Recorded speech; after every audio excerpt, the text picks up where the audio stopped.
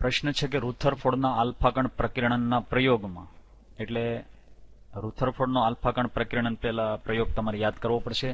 એમાં કયા પરિણામો તારવી શકાયા નહોતા? તો આલ્ફા કણ પ્રકીર્ણન પ્રયોગના આધારે એણે નક્કી કરેલું કે પરમાણુનું કેન્દ્ર છે એ ધનવીજભારિત હોય છે, ખૂબ જ ઓછી જગ્યામાં હોય છે અને એનાથી ઘણો દૂર ઇલેક્ટ્રોન હોય છે, અને આ જે વચ્ચેનો ભાગ અહીંયા પડે છે એ ખાલી હોય છે અથવા તો એને પોલો ભાગ કહેવામાં આવે છે, અને આ બે વચ્ચે એક વિદ્યુતીય આકર્ષણ બળ હોય છે. હવે આપણે ચેક કરીએ. લખે છે કે મોટા ભાગની જગ્યા ખાલી હોય છે, તો આપણે અહીંયા લખ્યું ને મોટા ભાગની જગ્યા ખાલી હોય છે, એટલે આ એક તારણ હતું. પછી પરમાણુની કુલ ત્રિજ્યા 10⁻10 મીટર, આ અંતર જે હતું એ એમણે ત્રિજ્યા આટલી બતાવેલી હતી, અને કેન્દ્રની ત્રિજ્યા 10⁻15 મીટર, એટલે કે આ 1 લાખમાં ભાગનું હોય છે પરમાણુના કુલ કદ કરતા, એ દર્શાવેલું. એટલે આ પણ તારણ એણે આપેલું હતું. ઇલેક્ટ્રોન નિયત શક્તિ ધરાવતી કક્ષામાં, જો અહીંયા આ પોઈન્ટ નોટ આઉટ કરજો, કક્ષાની વાત એણે નહોતી કરી. કક્ષાની વાત ત્યાર પછી નીલ્સ બોહરે કરેલી હતી, કારણ કે આ સમજૂતી એ આપી શક્યા ન હતા, એટલે પરિણામ તારવી શકાયું ન હતું, તો જવાબ સી આવશે. અને ઇલેક્ટ્રોન અને કેન્દ્ર એકબીજા સાથે વિદ્યુતીય આકર્ષણ બળથી જોડાયેલા છે, તો એ ખરું છે, આના વચ્ચે આકર્ષણ બળ એ સમજાવી શક્યા હતા. નીચેનામાંથી કયા વિકલ્પો પરમાણુનું ભૂમિ સપાટીનું ઇલેક્ટ્રોનીય બંધારણ બતાવતા નથી? હવે તમે જોઈ શકો છો મિત્રો કે દરેકની અંદર 3p6 સુધીની ઇલેક્ટ્રોન રચના છે, દરેકની અંદર એ સરખી છે. જે કાંઈ ફેરફાર છે 3d અને 4s માં છે. હવે એના વિશે થોડુંક પહેલા જાણી લઈએ. 3d અને 4s માંથી 4s ની શક્તિ છે એ પ્રમાણમાં ઓછી શક્તિ છે, એટલે અહીંયા શક્તિ ઓછી છે.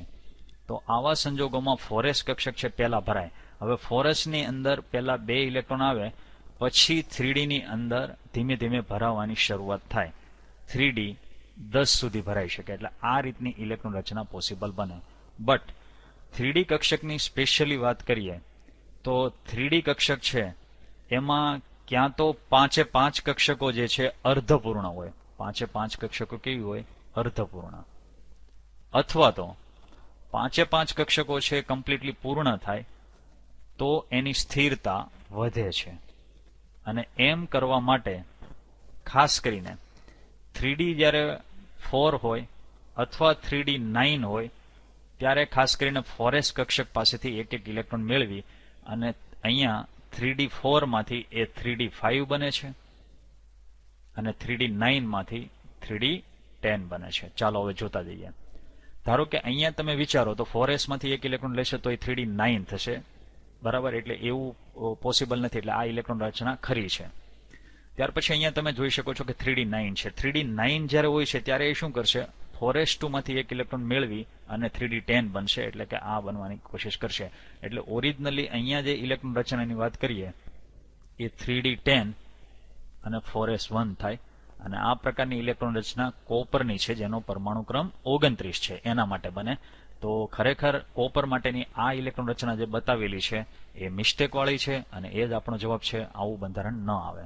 બાકી અહીંયા બરાબર છે, કારણ કે 3d 10 થઈ ચૂકી છે. આ પણ બરાબર છે. 3d 5 અહીંયા જે તમે જોઈ રહ્યા છો એ પ્રમાણે છે, એટલે જવાબ આવશે ડી.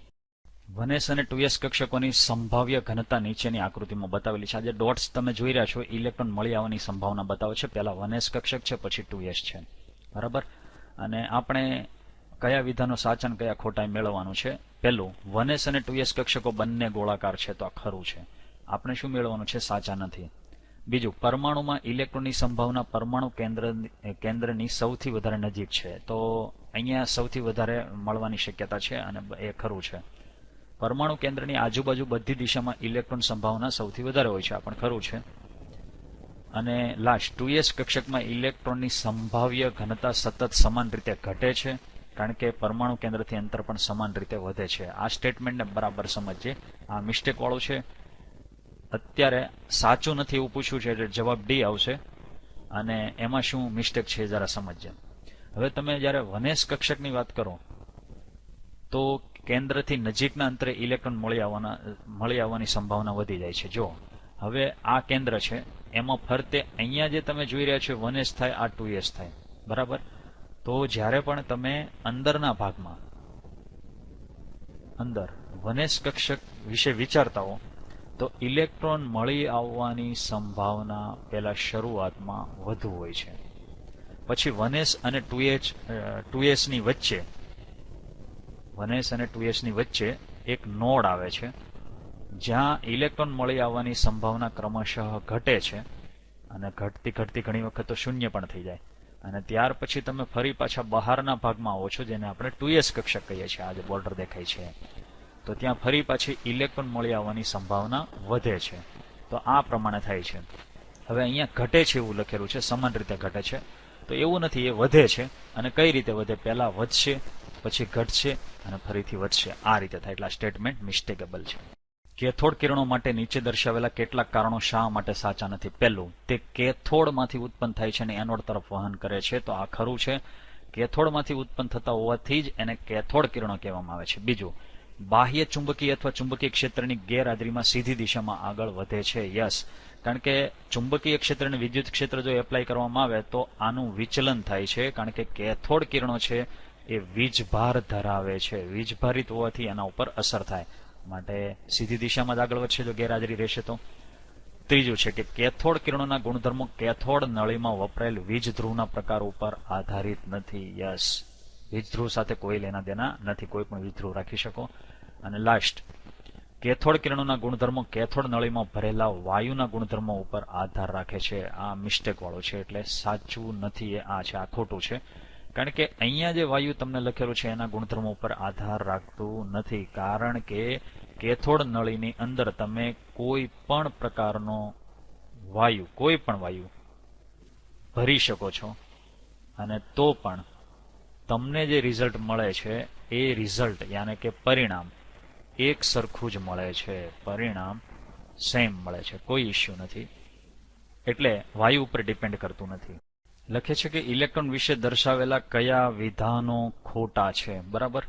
હવે ખોટું વિધાન આપણે શોધવાનું છે. ઇલેક્ટ્રોન ઋણ ભારીય કણ છે, ઇલેક્ટ્રોન ઉપર આપણે નેગેટિવ ચાર્જ બતાવીએ છીએ, તો આ તો ખરું છે, એટલે ખોટું મેળવવાનું છે, એટલે આ ન આવે. બરાબર, આ અત્યારે ખરું હું લખું છું. ઇલેક્ટ્રોનનું દળ ન્યુટ્રોનના દળ જેટલું છે, આ મિસ્ટેક વાળું છે, એટલે આ ખોટું થશે. બરાબર. અને જરા જાણી લઈએ કઈ રીતે. જુઓ, આ પરમાણુનું કેન્દ્ર છે અને કેન્દ્રમાં પ્રોટોન કણો છે અને ન્યુટ્રોન કણો પણ છે. પ્રોટોન ધન વીજભારિત છે અને બહારના ભાગમાં ઇલેક્ટ્રોન છે, જે આપણે સર્કલ સ્વરૂપે બતાવેલો છે કે અહીંયા વર્તુળાકાર માર્ગે કક્ષાની અંદર ગતિ કરે છે. હવે ઇલેક્ટ્રોન છે એના કરતા પ્રોટોન 1836 ગણો વજનદાર છે અને ન્યુટ્રોન છે એ ઇલેક્ટ્રોન કરતા 1838 ગણો દળદાર છે. એટલે તમે દર્શાવી શકો છો કે mass of neutron is equal to 1838 into mass of electron. ઇલેક્ટ્રોનના દળ કરતા 1838 ગણો દળવાન ન્યુટ્રોન કણ છે. નીચેનામાંથી પરમાણુના કયા ગુણધર્મો થોમ્સનના પરમાણુ નમૂના વડે યોગ્ય રીતે સમજાવી શકાય છે? યાદ રાખજો, અહીંયા જે થોમ્સનનો પરમાણુ નમૂનો છે અને જવાબ આવે છે કે પરમાણુની સંપૂર્ણ તટસ્થતાનો ગુણધર્મ. કઈ રીતે? કારણ કે જે થોમ્સને જે પરમાણુનો નમૂનો રજૂ કરેલો હતો એ પરમાણુ નમૂનાને પ્લમ પુડિંગ તરીકે અથવા તો તરબૂચના નમૂના તરીકે ઓળખવામાં આવે છે. હવે થોડીક વાર માટે આપણે તરબૂચને ટાર્ગેટ કરીશું. તરબૂચને ટાર્ગેટ કરીએ એટલે તમે તરબૂચની અંદર જોશો તો તરબૂચ કાપો એટલે અંદરના ભાગમાં લાલ ભાગ આવશે અને બીજા લાલ ભાગની અંદર તમને કાળા બીજ જોવા મળશે.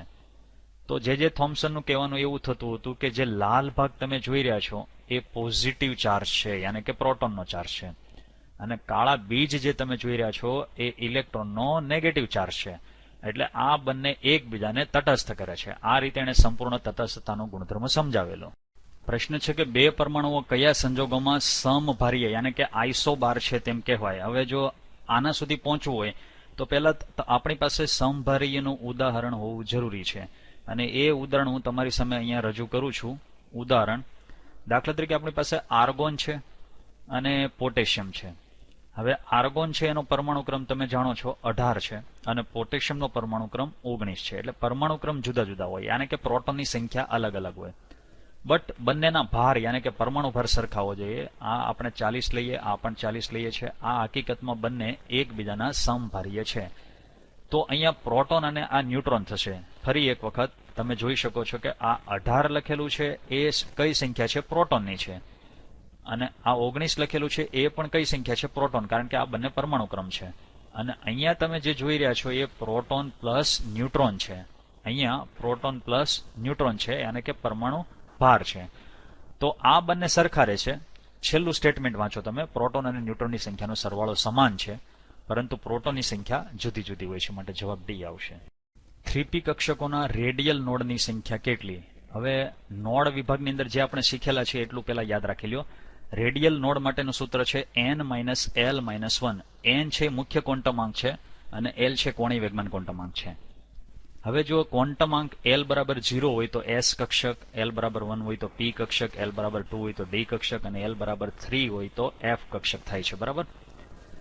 કોણીય નોડ જો તમારે મેળવે તો ખાલી l તમારા હાથમાં આવી જાય તો કોણીય નોડ તમને મળશે. અને કુલ નોડ કઈ રીતે મળે? આ બંનેનો સરવાળો કરો, રેડિયલ નોડ અને કોણીય નોડ, યાને કે n-l-1 પ્લસ l કરો એટલે આ બંને કેન્સલ થઈ જાય અને તમારા હાથમાં n-1 વધે છે. હવે અત્યારે આપણે શું મેળવવાનું છે? જવાબ છે રેડિયલ નોડ, યાને કે આ અત્યારે મેળવવાનું રેડિયલ નોડ. તો આપણને આપવામાં આવેલું છે 3p કક્ષક. હવે 3 જે દેખાય છે એ n છે. આ જે આગળનો અંક આપેલો હોય છે એ આપણા માટે n હોય છે, એટલે અહીંયા 3 લખો. માઇનસ p જે દેખાય છે એ l છે. p માટે l ની વેલ્યુ થાય 1, એટલે અહીંયા લખો 1, પછી અહીંયા કરો -1. તો 3 - 2 થયા એટલે જવાબ આવશે 1. ધારો કે તમને કોણીય નોડ પૂછવું હોત, ખાલી કોણીય નોડ, તો l. હવે p કક્ષક અહીંયા જે છે એને જ ટાર્ગેટ કરો. p કક્ષક માટે આપણે l બરાબર કેટલા લઈએ? તો 1 થાત. અને ધારો કે તમને કુલ નોડ પૂછવું હોય તો તમારો જવાબ શું થાય? તો n બરાબર કેટલા લેવાના છે તમારે? 3. અને 3 માંથી તમારે 1 બાદ કરવાનું તો જવાબ આવે 2. અથવા તો તમે આ બંનેનો સરવાળો પણ કરી શકો. હાલમાં આપણને રેડિયલ નોડ પૂછ્યું છે જેનો જવાબ 1 છે, માટે જવાબ આવશે ડી. ફરી પાછું સોલ્યુશન સેમ છે, પ્રશ્ન થોડોક બદલાયેલો છે. 4d કક્ષકમાં કોણીય નોડની સંખ્યા કેટલી થાય? કોણીય નોડ બરાબર l મેળવવાનું હોય. હવે તમે જોઈ શકો છો કે અહીંયા ડી કક્ષક આપેલું છે. જો અહીંયા ડી કક્ષક આપેલું હોય તો આપણે ડી સુધી પહોંચવા માટે l બરાબર કેટલું લેવાનું થશે? તો કે 2. એટલે l ની વેલ્યુ કેટલી થઈ? જવાબ છે 2. તો અત્યારે આપણો જવાબ આવે છે સી. બીજી એક વાત કે ધારો કે તમને આમાં રેડિયલ નોડ પૂછવું હોય તો જવાબ તમારો શું આવે? જુઓ, આ n બરાબર તમારા આગળનો જે અંક દેખાય ને મુખ્ય ક્વોન્ટમાંક છે એ તમારે n બરાબર લેવાનો, એટલે અહીંયા 4 લખો -l. હવે ડી કક્ષક માટે l ની વેલ્યુ થાય છે 2. આ કોષ્ટક યાદ રાખી શકો છો. -1. 4 માંથી તમે 3 બાદ કરશો એટલે 1 બચશે. 1 અને 2 ટોટલ થાય 3. અથવા તો n બરાબર અહીંયા કેટલા હતા? 4 હતા. -1 કરો તો તમારો જવાબ આવશે 3. એટલે આ રીતે પણ 3 થાય, અથવા તો આ બેનો સરવાળો કરીને પણ 3 લાવી શકો. પ્રશ્ન છે કે ઇલેક્ટ્રોનના નિયત માર્ગ માટે નીચેનામાંથી કયા કારણો જવાબદાર છે? એક વાત ખાસ ધ્યાનમાં રાખજો કે પાઉલી, ત્યાર પછી અહીંયા જે તમે જોઈ રહ્યા છો એ હુન્ડ, પાઉલી, હુન્ડ અને આઉબાઉ, આ ત્રણેય ઇલેક્ટ્રોનની ગોઠવણી વિશે સમજાવ્યું છે. એમણે માર્ગ વિશે સમજૂતી આપેલી નથી, એટલે આ 3 નીકળી જશે. તો બાકી બચ્યું શું? હાઇઝનબર્ગનો અનિશ્ચિતતાનો નિયમ. હાઇઝનબર્ગના અનિશ્ચિતતાના નિયમ પ્રમાણે એણે દર્શાવેલું હતું કે પરમાણુ જે છે એની અંદર ઇલેક્ટ્રોનનું સ્થાન અને ગતિ બંને એક સાથે ચોકસાઈપૂર્વક નક્કી ન કરી શકો. એટલે એણે આ સિદ્ધાંતે એવું દર્શાવ્યું કે પરમાણુની અંદર ખરેખર કક્ષા જેવું કશું હોતું જ નથી. એટલે કક્ષા ખરેખર નથી હોતી, હાઇઝનબર્ગે દર્શાવ્યું. અને આ સિદ્ધાંતે એક ટર્નિંગ પોઈન્ટ લાવી દીધો. અત્યાર સુધી બોહરના નમૂના પ્રમાણે કક્ષાઓનો કન્સેપ્ટ આપવામાં આવેલો હતો, એ ખોટો પડ્યો. અને ત્યાર પછી હાઇઝનબર્ગે જે આ અનિશ્ચિતતાનો નિયમ આપ્યો, ત્યાર પછી એક નવો કન્સેપ્ટ આપણા ચેપ્ટરની અંદર ઉમેરાણો, અને એ હતો કક્ષક. એટલે કે પરમાણુની અંદર કક્ષકો હોય છે, અને એમાં ઇરવિન શ્રોડિંજર વગેરે જેવા સાયન્ટિસ્ટોએ મહત્વનો રોલ ભજવ્યો. અને કક્ષકોની અંદર પરમાણુ કઈ રીતે ગોઠવાય એને માટે પાઉલી, હુન્ડ અને આઉબાઉ જેવા સાયન્ટિસ્ટોએ અગત્યનો ભાગ ભજવ્યો. જો કે આઉબાઉ છે સાયન્ટિસ્ટનું નામ નથી, એનો મતલબ જર્મની વર્ડ છે કે ગોઠવણી કરવી. સાયન્ટિસ્ટો આ બંને છે. ત્રીજી કક્ષામાં રહેલા કક્ષકોની કુલ સંખ્યા કેટલી હશે? જો કક્ષા બરાબર n ધારો તો એના ઉપરથી કક્ષકો તમે મેળવી શકો, n² થાય. અને ઇલેક્ટ્રોનની સંખ્યા હંમેશા ટ્વાઇસ n² થાય. તો માની લો કે કક્ષા 3 આપેલ છે, તો કક્ષકો કેટલી થશે? 3 નો વર્ગ એટલે કેટલા થાય? 9. તો તમે જોઈ શકો છો કક્ષકોની કુલ સંખ્યા આપણા માટે આવશે 9. બીજું, ધારો કે એ લોકોએ ઇલેક્ટ્રોનની સંખ્યા પૂછેલું હોત તો ડબલ કરવાના n² ને, એટલે કે 9 ના ડબલ કરો તો 18 થાય, યાને કે ત્રીજી કક્ષાની અંદર કુલ ઇલેક્ટ્રોન 18 હોય છે. પ્રશ્ન છે કે કક્ષકીય કોણીય વેગમાન શેના ઉપર આધાર રાખે છે? બે સૂત્રો તમારે યાદ રાખવાના છે, કોણીય વેગમાનનું, એક કક્ષકીય કોણીય વેગમાનનું. કોણીય વેગમાનમાં nh/2π આવે, જ્યાં તમે n બરાબર લઈ શકો છો મુખ્ય ક્વોન્ટમ આંક. n છે મુખ્ય ક્વોન્ટમ આંક છે, બરાબર. પણ આપણને કોણીય વેગમાન નથી પૂછ્યું, કક્ષકીય કોણીય વેગમાન પૂછેલું છે. h પ્લાન્ક અચળાંક છે. હવે કક્ષકીય કોણીય વેગમાનનું સૂત્ર આ છે, વર્ગમૂળમાં l+1. એમાં જે તમે અહીંયા l જોઈ રહ્યા છો, આ પણ l જ છે. l ને આપણે કહીએ છીએ કોણીય વેગમાન ક્વોન્ટમાંક. કોણીય વેગમાન ક્વોન્ટમાંકને l કહેવામાં આવે છે ટૂંકમાં. તો l વર્ગમૂળમાં l × l+1 × h/2π, બરાબર. તો કક્ષકીય કોણીય વેગમાનમાં કયો ક્વોન્ટમાંક તમને જોવા મળ્યો? જવાબ છે l જોવા મળ્યો. જો તમને l જોવા મળેલો હોય તો એ ફક્ત ને ફક્ત l ઉપર આધાર રાખે છે. મિત્રો, અહીંયા લખેલું છે કે ક્લોરીનના બે સમસ્થાનિકો છે, 37 ક્લોરીન અને 35 ક્લોરીન. આ પરમાણુ ભાર આપેલા છે. બંનેનું સરેરાશ પરમાણુ દળ 35.5 છે. એ દર્શાવે છે કે 37 ક્લોરીન અને 35 ક્લોરીનનો કયો ગુણોત્તર શક્ય બનશે. આમ કરીને એને ગુણોત્તર પણ આપણને આપેલા છે. આમ તો તમે રીડિંગ કરેલું હોય તો તમે ઝડપથી શોધી શકો છો, બટ આ એક સૂત્ર છે કે સરેરાશ પરમાણુ દળ બરાબર x × 35 y × 37. આ જે છે એ બંને પરમાણુ ભાર છે, અને x y એ બંનેની ગુણોત્તરમાં રહેલી સંખ્યા છે, જે અહીંયા સરવાળો હોય. હવે સરેરાશ પરમાણુ દળ 35.5 આપેલું છે. 35.5 આપણને આપવામાં આવેલું છે, એ અહીંયા લખી નાખીએ, બરાબર. પછી તમારે શું કરવાનું? હવે x અને y છે ને, આમાંથી સ્ટેપ બાય સ્ટેપ લેતું જવાનું અને પછી આમાં મૂકવાનું અને જોવાનું કે ડાબા બરાબર જબા ક્યાં થાય છે, 35.5 કઈ રીતે આવે છે, બરાબર. તો જો તમે x બરાબર 3 લેશો, × 35 કરશો તમે, પછી પ્લસ કરીને y બરાબર તમે ધારો કે 1 લ્યો છો અને × 37 કરો છો. હવે x બરાબર 3 અને y બરાબર આપણે 1 લીધું, તો આ બંને ડાબા બરાબર જબ્બા થઈ જાય છે. તો ડાબા બરાબર જબ્બા થવામાં 3 અને 1 આવ્યું છે, તો 35 વાળો 3 હતો અને 37 વાળો 1 હતો, એટલે ખરેખર જવાબ થશે આપણે 37 છે એ પહેલા લીધેલું છે, એટલે 1/3 આપણો જવાબ થશે. આ જવાબ થશે. આમાં થોડીક માથાકૂટ તમારે કરવી પડશે, આ બધા 1 by 1 તમારે મૂકીને પછી ચાલવું પડશે. નીચે આપેલ ઇલેક્ટ્રોન જોડકામાંથી કયું જોડકું સમાન ઇલેક્ટ્રોનીય ગોઠવણી ધરાવે છે? મતલબ આપણે આઈસો ઇલેક્ટ્રોનીય શોધવાના છે. હવે ક્રોમિયમનો પરમાણુ ક્રમ કેટલો છે? તો કે 24. એમાંથી એને કેટલા ઇલેક્ટ્રોન ડોનેટ કર્યા? 3. હવે બાકી બચ્યા કેટલા? 21. Fe નો પરમાણુ ક્રમ છે 26, એટલે ઇલેક્ટ્રોન એટલા હોય, પણ એને 3 ને ડોનેટ કર્યા છે, 3 નું દાન કર્યું છે, એટલે એમની પાસે હવે 23 બચ્યા. તો 21 અને 23 બંને સમાન નથી, એટલે આ જવાબ ન આવે. હવે આવી રીતે બધામાં કરતું જવાનું. અહીંયા Fe નો પરમાણુ ક્રમ આવશે 26, એમાંથી એને ડોનેટ કર્યા 3, એટલે હવે એની પાસે બચ્યા 23 ઇલેક્ટ્રોન. મેંગેનીઝનો પરમાણુ ક્રમ છે 25, એને 2 ઇલેક્ટ્રોન ડોનેટ કર્યા, એટલે હવે એની પાસે બચ્યા છે 23. તો આ બંને જગ્યાએ તમે જોઈ શકો છો, અહીંયા પણ 23 ઇલેક્ટ્રોન, અહીંયા પણ 23 ઇલેક્ટ્રોન. તો આ સમાન ઇલેક્ટ્રોનીય ગોઠવણી થઈ, કહેવા માટે જવાબ બી આવશે. ઓક્સિજન પરમાણુમાં રહેલા ઇલેક્ટ્રોન અંગે નીચેનામાંથી કયું વિધાન સાચું છે એવું પૂછ્યું છે. લખે છે કે 2s અને 2p કક્ષકમાં ઇલેક્ટ્રોનના ઝેડ ઇફેક્ટિવ મૂલ્ય સમાન છે, એટલે કેન્દ્રીય વીજભાર બંનેમાં સમાન છે. આ ગલત વાત છે. પહેલા આપણે ઝેડ ઇફેક્ટિવ વિશે સમજી લઈએ. તો આ પરમાણુનું કેન્દ્ર છે. હવે ધારો કે આ પહેલી કક્ષા છે, આ બીજી કક્ષા છે. તો પહેલી કક્ષાની અંદર માનીને ચાલો કે 1s કક્ષક છે, બીજામાં 2s છે અને 2p છે. તો અહીંયા જે ઇલેક્ટ્રોન છે એના કરતા અહીંયા જે છે એની શક્તિમાં ફેરફાર થાય, એટલે 1s અને 2s ની શક્તિ, દાખલા તરીકે હવે શક્તિનું મૂલ્ય આપણે કાઉન્ટ કરવું હોય તો n+l દ્વારા નક્કી થાય, n+l દ્વારા, n+l. તો અહીંયા n બરાબર 1 આવે, s બરાબર 0, એટલે શક્તિ 1+0 થયું. પછી અહીંયા 2+0 થશે, અહીંયા 2+1 થશે. તો ત્રણે ત્રણની ખરેખર તો શક્તિમાં ફેરફાર છે ને એને કારણે ઝેડ ઇફેક્ટિવ પણ બદલાય છે. તો 2s અને 2p કક્ષકમાં બંનેના મૂલ્યો સમાન રહેતા નથી.